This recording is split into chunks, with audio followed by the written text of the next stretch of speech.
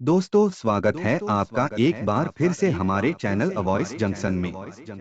Video को शुरू करने से पहले हमारा आपसे निवेदन है कि आप चैनल को सब्सक्राइब कर लीजिए और बेल को जरूर दबाएं। गौरव जब कलेक्टर बनने के बाद अपनी सरकारी गाड़ी में अपने घर पहुंचता है तो उसके घर में उसे कोई भी नहीं मिलता। पड़ोसियों से जब पूछता है तो उसे पता चलता है कि उसकी बहनें एक बिल्डिंग का कंस्ट्रक्शन का काम चल रहा है, वहां पर मजदूरी किया करती हैं।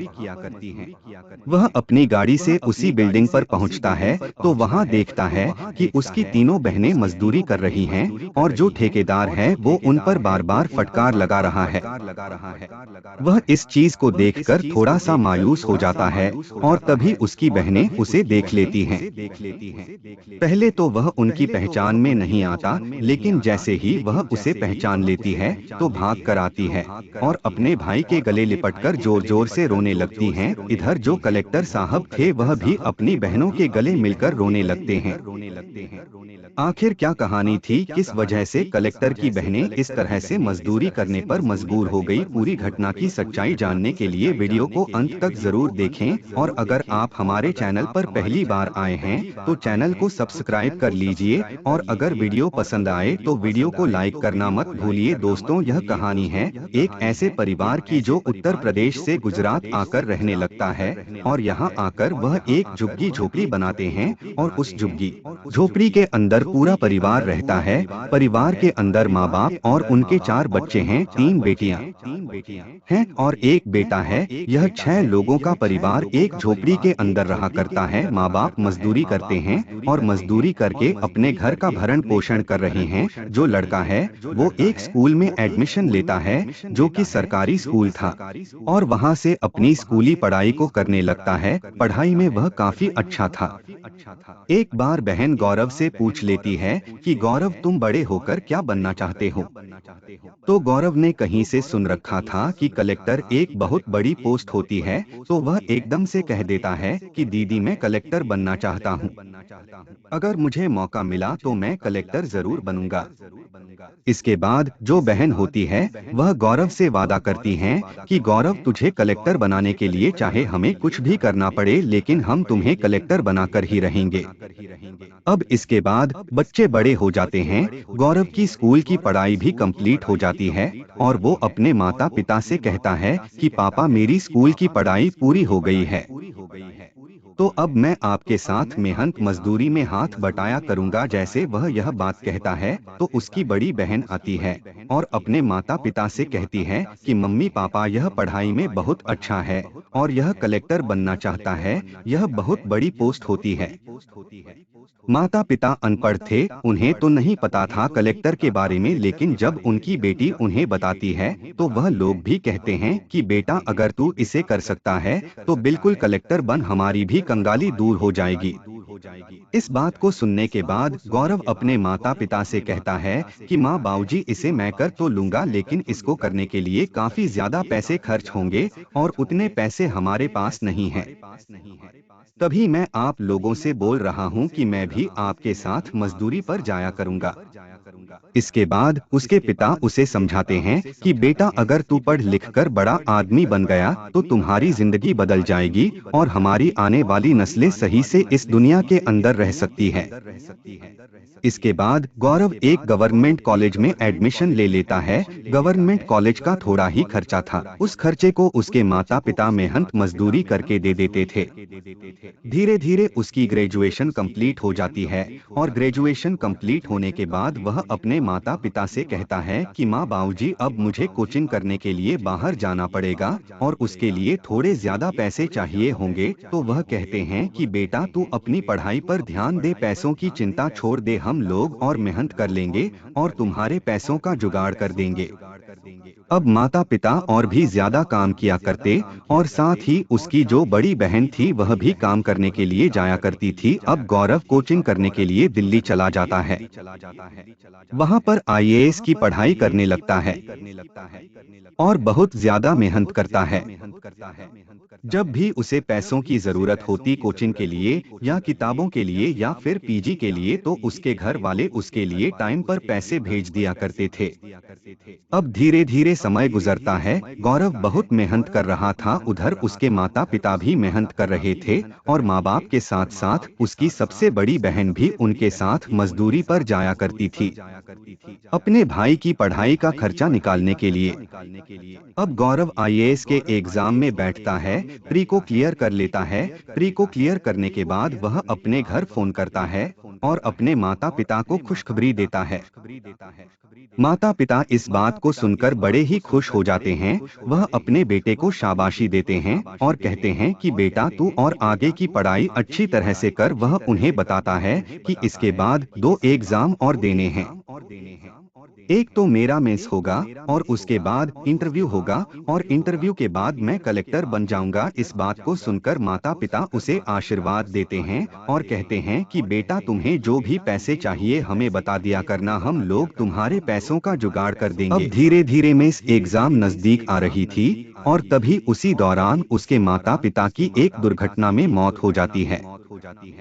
अब जैसे ही उसके माता पिता की मौत होती है तो छोटी बहन कहती है कि भैया को बता दो दीदी, लेकिन बड़ी बहन एकदम से रुक जाती है। उसे पता था कि उसके भाई का दूसरा एग्जाम है और दूसरे एग्जाम में अगर वह ऐसी खबर सुनेगा तो उसका ध्यान पढ़ाई से हट जाएगा। इसके बाद वह बहन अपने भाई को नहीं बताती है। जब भी भाई का फोन आया करता था तो वह माता पिता से बात करने के लिए बोला करता था तो उसकी बहन टाल दिया करती थी, कह दिया करती कि माँ बाबूजी आराम कर रहे हैं, कभी कह दिया करती कि माँ बाबूजी काम करने के लिए गए हैं। इसी तरह से उसका मेंस एग्जाम क्लियर हो जाता है और मेंस एग्जाम क्लियर होने के बाद भाई अपनी बहन से बात करता है और उसे बताता है कि मेरा मेंस एग्जाम क्लियर हो गया है, माँ बाबूजी को बुला दो और उनसे मेरी बात करवा दो। इस बात को सुनकर उसकी बहन एकदम से रोने लगती है और उसे हकीकत बता देती है। वह बताती है कि माँ बाबूजी की तो काफी दिन पहले एक दुर्घटना में मौत हो गई थी और मैंने तुम्हें इसलिए नहीं बताया कि तुम्हारे लिए माँ बाबूजी ने बहुत मेहनत की है और तुम भी बहुत मेहनत कर रहे थे। अगर तुम्हें यह खबर पता चलती तो तुम एग्जाम में नहीं बैठ पाते, उससे पहले ही वहां से वापस आ जाते और घर को संभालने लगते। इसके बाद गौरव भी बहुत रोता है, लेकिन थोड़ी देर बाद दोनों एक दूसरे को समझाते हैं और गौरव कहता है कि दीदी अभी मेरा एक इंटरव्यू और बाकी है और इंटरव्यू के बाद मैं कलेक्टर बन जाऊंगा। इसके बाद बहन उसको ब्लेसिंग देती है और कहती है कि भाई तू जल्द से जल्द कलेक्टर बन जा और उसके बाद हम लोग एक साथ रहेंगे। अब गौरव इंटरव्यू के लिए जाता है। इंटरव्यू के लिए अच्छे से कपड़े खरीदता है। कुछ पैसे पहले ही उसके माता पिता ने भेज रखे थे और कुछ पैसे उसकी बहन और भेज देती है। अब वह अच्छे से कपड़े खरीद कर लाता है और उन्हें पहनकर इंटरव्यू देने के लिए इंटरव्यू हॉल में चला जाता है। वहां पर जाने के बाद जो इंटरव्यू लेने वाला व्यक्ति था वह उससे उसके जीवन के बारे में पूछने लगता है, तो वह उसे अपनी सारी कहानी बता देता है और जैसे ही वह इंटरव्यू लेने वाला उसकी सारी कहानी सुनता है तो कहानी को सुनने के बाद उसकी भी आंखों में आंसू आ जाते हैं कि कैसे एक गरीब लड़का झोपड़पट्टी से उठकर यहाँ तक आ गया। इस इंटरव्यू को देने के लिए उसके बाद कुछ सवाल भी वह इंटरव्यूअर उससे पूछता है। उन सवालों के सटीक जवाब गौरव उन्हें दे देता है। अब इसके बाद उसका इंटरव्यू अच्छा जाता है और वह आकर यह बात अपनी बहन को बताता है कि मेरा इंटरव्यू अच्छा गया है और शायद मैं इस बार कलेक्टर बन जाऊंगा। अब इसके बाद धीरे धीरे कुछ दिन और बीतते हैं और उसका रिजल्ट आ जाता है। जब रिजल्ट आता है तो उसका ग्रेडर में नंबर आ गया था। तो सबसे पहले यह बात वह अपनी बड़ी बहन को बताता है और कहता है कि बहन आज से मैं कलेक्टर बन गया हूँ। इस बात को सुनने के बाद उसकी बहन फूली नहीं समाती अपनी दोनों बहनों को यह बात बताती है और कहती है कि हमारा भाई कलेक्टर बन चुका है। तभी वह बड़ी बहन अपने भाई से कहती है कि भैया अब तो तू कलेक्टर बन गया है, अब तू घर आ जा और सभी मिलजुल कर एक साथ रहेंगे। लेकिन तभी गौरव कहता है कि बहन अभी तो मेरी ट्रेनिंग बाकी है और ट्रेनिंग होने के बाद ही मैं घर आऊंगा। दोस्तों, इसके बाद गौरव ट्रेनिंग के लिए चला जाता है और उसकी बहन मेहनत मजदूरी करके अपना भरण पोषण कर रही थी। धीरे धीरे उसकी ट्रेनिंग कंप्लीट हो जाती है। ट्रेनिंग के बाद उसे एक अच्छी जगह पर पोस्टिंग मिल जाती है और जैसे उसकी पोस्टिंग का पहला दिन होता है, तभी वह अपनी सरकारी गाड़ी लेकर सीधा अपने घर आता है। दोपहर का समय था। घर आकर उस झुग्गी के अंदर देखता है तो उस झुग्गी के अंदर कोई भी नहीं था। अब उसके बाद वह पड़ोस वालों से पूछता है कि यहाँ पर मेरी बहनें रहती थी, वह कहाँ गई हैं? तो पड़ोस वाले बताते हैं कि तुम्हारी बहनें तो मजदूरी किया करती हैं। तो वह उन्हें पूछता है कि फिलहाल वह कहाँ पर मिलेंगी? तो वह पड़ोस का एक व्यक्ति उसे बताता है कि उस जगह पर एक बिल्डिंग बन रही है और उसी बिल्डिंग में तुम्हारी बहनें काम किया करती हैं। अब गौरव अपनी गाड़ी में बैठकर सीधा उसी जगह पर पहुंचता है जहां पर एक बिल्डिंग का कंस्ट्रक्शन का काम चल रहा था और वहां पर उसकी तीनों बहनें मजदूरी कर रही थी। कोई ईंटें पकड़ा रही थी तो कोई बालू का तसला लेकर मिस्त्री के पास जा रही थी और जो ठेकेदार था वह बार बार उन पर झल्ला रहा था, उन्हें धमका रहा था, लेकिन उसकी बहनें चुपचाप उन डांट को सहते हुए काम कर रही थी। जैसे ही यह मंजर कलेक्टर साहब देखते हैं तो उनकी भी आंखें नम हो जाती हैं और वह अपनी बहनों की ऐसी दशा देखकर बहुत ज्यादा परेशान हो जाते हैं। उसकी बहनें जैसे ही देखती हैं तो एक बार उन्हें पहचान नहीं पाती। वह सोचती है कि कोई अधिकारी आया होगा इस बिल्डिंग का मुआयना करने के लिए, लेकिन जब गौर से देखती है तो सबसे छोटी वाली बहन उसे पहचान लेती है और एकदम से भागकर उसके गले लग जाती है, जैसे छोटी वाली बहन अपने भाई के गले लगती है।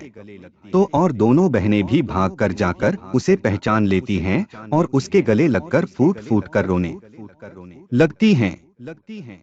इधर गौरव भी उन्हें गले लगाकर जोर जोर से रोने लगता है और दोस्तों, अब इसके बाद वह अपनी बहनों को बैठाकर जहां पर झुग्गी में वह लोग रहा करते थे वहां पर ले जाता है। वहां कलेक्टर साहब के साथ वह तीनों लड़कियां आती हैं तो जो बस्ती के और भी लोग थे वह बड़ा ही आदर करते हैं, फूल माला से उसका स्वागत करते हैं। उसके बाद वह अपनी बहनों से कहता है कि दीदी, जो भी तुम्हारे कपड़े हैं उनको अपने साथ ले लो। अब हम लोग यहाँ पर नहीं रहेंगे क्योंकि कलेक्टर साहब को एक सरकारी क्वार्टर मिला हुआ था। वह अपनी बहनों को वहाँ से बिठाकर अपने साथ ले जाता है। अब उस सरकारी आवास के अंदर वह लोग कुछ दिन रहते हैं और कुछ दिन रहने के बाद गौरव अपनी सबसे बड़ी बहन के लिए एक लड़का ढूंढता है। लड़का भी एक ऑफिसर था और उसी ऑफिसर से अपनी बहन की शादी करवा देता है।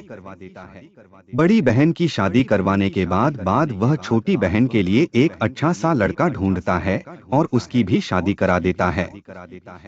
अब उसके बाद बचती है तीसरी वाली बहन जो सबसे छोटी थी। जैसे ही वह उससे शादी के लिए बात करता है तो वह बहन कहती है कि भैया, मैं बाद में शादी करूंगी, मैं आपसे छोटी हूँ, आप ऐसा करो पहले आप शादी कर लो, नई नई भाभी आएगी उसे भी तो सब चीज बताने के लिए कोई यहाँ पर चाहिए।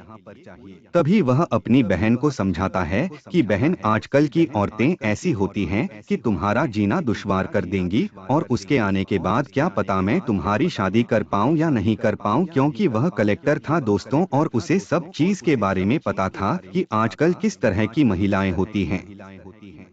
वह ऐसा कहकर अपनी बहन को समझाता है और समझा बुझाकर उसके लिए भी एक अच्छा सा लड़का देखता है और उसकी भी शादी कर देता है। अब कलेक्टर साहब अपने काम को अच्छी ईमानदारी से करते हैं और धीरे धीरे करके 1-2 साल और गुजर जाते हैं। अब तीनों बहनों ने मिलकर उसके लिए एक अच्छी सी लड़की ढूंढी। लड़की काफी खूबसूरत थी, होनहार थी और अपने रिश्तों को निभाने वाली थी। अब उसके बाद वह उस लड़की का फोटो अपने भाई को दिखाती हैं और कहती हैं कि भाई, यह लड़की हमने तुम्हारे लिए ढूंढी है। उसके बाद गौरव उस फोटो को देखता तक भी नहीं है और कहता है कि दीदी, तुमने जो लड़की मेरे लिए ढूंढी होगी वह अच्छी ही होगी, मुझे फोटो नहीं देखना, तुम बेझिझक उससे मेरी शादी करा दो और जो भी लड़की तुमने ढूंढी होगी वह मेरे लिए बिल्कुल परफेक्ट रहेगी। इसके बाद तीनों बहनें मिलकर अपने भाई की धूमधाम से शादी कराते हैं। शादी हो जाती है, नई नवेली दुल्हन घर के अंदर आती है और जो कलेक्टर साहब की पत्नी आई थी वह बड़ा ही सम्मान किया करती, उसकी बहनों का भी और उसका भी, और घर पर अगर कोई आ जाता तो उसकी भी आदर अच्छी तरह से किया करती थी। तो कलेक्टर साहब का घर अच्छी तरह से बस गया था। तो दोस्तों, यह थी आज कहानी जहां पर बहनों ने मजदूरी करके अपने भाई को कलेक्टर बनाया। दोस्तों, आपको कहानी कैसी लगी कमेंट सेक्शन में जरूर बताएं। फिलहाल आज के इस वीडियो में इतना ही। वीडियो पसंद आए तो वीडियो को लाइक और चैनल को सब्सक्राइब जरूर करें। आप सभी का बहुत बहुत धन्यवाद।